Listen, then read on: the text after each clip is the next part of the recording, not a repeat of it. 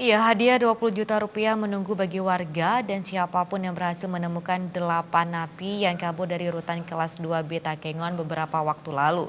Hal ini disampaikan Kepala Rutan ataupun Rumah Tahanan kelas 2B Takengon Sugianto yang akan memberikan hadiah tersebut sebagai nazarnya bagi para penemu narapidana yang kabur tersebut.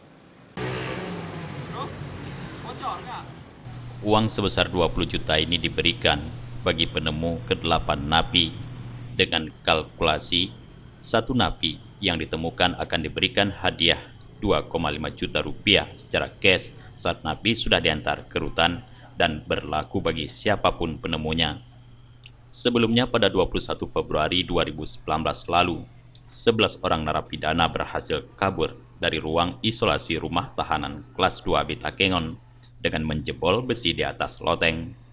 3 orang diantaranya baru ditangkap polisi setempat, sementara 8 lainnya masih buron dan belum diketahui keberadaannya hingga saat ini oleh aparat keamanan.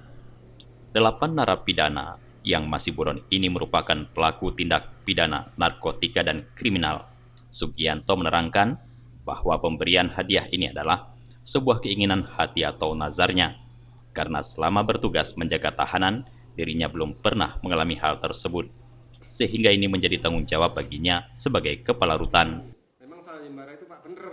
Saya menghimbau kepada masyarakat dimanapun yang berada, khususnya mungkin di Aceh, apabila nanti nampak yang buronan itu, mohon nanti mohon bantuannya untuk melaporkan ke polsek-polsek yang terdekat agar nantinya cepat ditindaklanjuti dan cepat ditangkap, biar tidak akan membuat risih kepada masyarakat yang ada di sekitarnya.